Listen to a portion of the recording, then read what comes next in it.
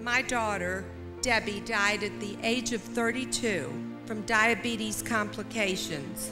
I'm here tonight, so long after the end of the saddest chapter in my life, to pay tribute to her, to the wonderful memories she left us, and to the legacy of her fight and our fight with one of the most deadly diseases known to humanity.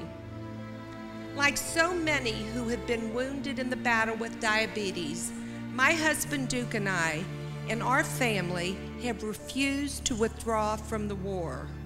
We are fighting on to find a cure.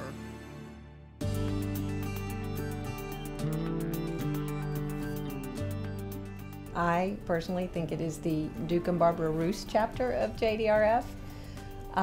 You cannot be involved in this organization, certainly in Atlanta, let alone the state of Georgia, without coming in contact with Duke and Barbara Roos. I met Barbara and Duke at a fundraiser that I helped do with Andrea Pruitt, and the very first thing I was told was, you have to put a table aside for the Rooses, because the Rooses always participate in whatever we do. And I don't think I've ever done or worked on anything for JDRF since then that the Rooses haven't been the first people to say they were going to support it.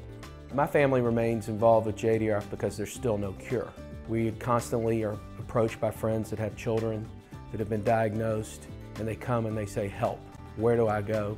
And our responses start with the JDRF office, or a lot of times I send them to my parents, who are a great wealth of information. You know, I first got connected to JDRF probably the way many people in this room got connected. Duke just asked, and you generally don't say no, and if you do, he'll ask again until you say yes. If I had to say what kept Barbara and Duke motivated, I think it's because they have so many young families in their lives, and they just truly love people, and they just have so much love to give. I cannot think of two more deserving people than my parents, Barbara and Duke, for the Living and Giving Award. They truly exemplify what it means to live and give, whether it be help with a doctor, need a dress for an event, need a parent or a grandparent or someone to support a child.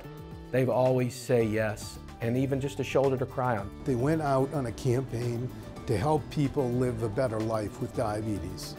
Duke went the direction of helping anyone, whether it's diabetes camp, whether it's JDRF, or any new family with diabetes. He would do anything to help the situation, either individually or as an organization, including JDRF. I work as a camp counselor in the summer, and I remember I had a camper who was a diabetic, and I told Duke about her, and he sent her a care package, and it just made her day, and they just really reach out to everyone in the community. Duke Roos is the best communicator that I know. He kind of wrote the rules of how to keep up with everybody, and I swear he probably has 400 people on speed dial, and 395 of them are probably JDRF people, including Miss America. I was diagnosed with type 1 diabetes in 1993, and in that period from 93 to 99, when I was Miss America, I struggled with just the nature of having diabetes, until one day I came across the testimony that Duke delivered before Congress that was about his daughter and her struggle with diabetes. And that testimony, those words, that experience, the way that it was delivered in support of people with type 1 was so inspiring to me as a young woman. So even in the midst of a tragic and horrible experience that the Roos family went through, their testimony and their willingness to open up and share that to help others with diabetes helped me individually as a young woman, because it gave me a reason for continuing and a way to see that there were people that cared. Barbara is kind of like my grandmother. She always takes me shopping, and I've just known her since before I can remember, and she's always been so special to me and great to me. I've been sitting next to her, holding her hand at a child's funeral, and she just keeps coming to him. That's the person that she is. She has dedicated her life to it, and she's done everything in her power to surround herself with people that can assist her in that mission. I think what has kept Barbara involved and engaged is knowing that she's fighting for every child with type 1 diabetes, or every, sick child out there even. I met Duke and Barbara back in 2011 because my daughter Lily sang at another event that she was hosting. Lily was fighting cancer at the time, and she took Lily under her wing, and she cared about her the minute she met her. And she cared about my family, and she cared about making Lily feel special. And I knew she was going to be a part of my life for a very long time, and that we had a connection to a club that nobody ever wants to be a part of, because we both lost children. I watch Barbara and I see that she made it and she moved forward, and she's doing so many great things, and so she inspires me to do the same. The relationship they have with finding a cure is the same as the relationship they have with me and my family. It's special. Barbara actually introduces me as her daughter-in-law, married to her son-in-law. They see there are other Debbies, there are Mollys, there are Teddys, there are just any number of kids that they have fallen in love with and want to be there for the day when they find the cure.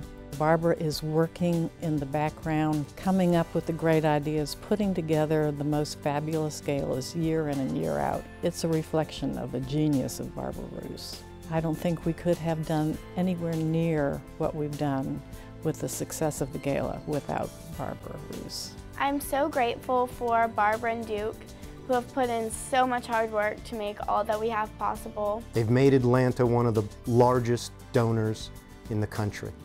What draws us to JDRF is Barbara and Duke. Their passion is infectious. Still trying to figure out how she has so much energy.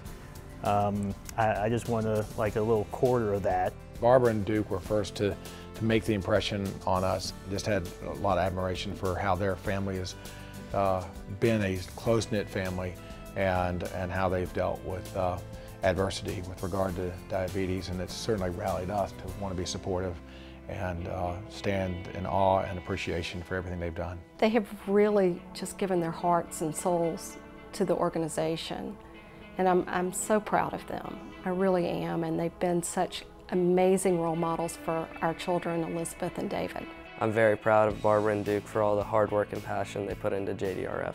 I've been talking about finding a cure for type 1 diabetes since I was 5 years old. We won't stop fighting until we find a cure, because we don't want anybody to be sick. I'm now a freshman in college, and I have the same hope. I know that Barbara and Duke have a goal tonight of $2 million. And if you know Barbara and Duke, they don't take no for an answer. So I'm not sure how we're going to be able to go home tonight until we get to yes. I work as a physician, and I see diabetes all the time. I know with all the money raised, and hopefully, I know Barbara doesn't believe in the word hopefully, but we will reach the goal of $2 million this year. And I think that that will lead us toward the cure that we all know is out there. I know that if Debbie was still alive today, she'd be really proud of the work that my parents have accomplished.